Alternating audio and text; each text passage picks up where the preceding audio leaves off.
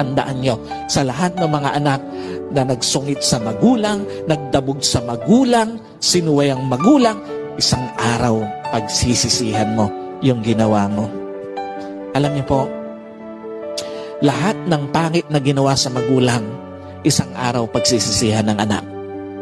Lahat ng masakit na ginawa sa magulang, lahat yung pagsisisihan ng anak. At lahat ng hindi dapat ginawa sa magulang, lahat yung pagsisisihan ng anak. Anong pinapakita rito?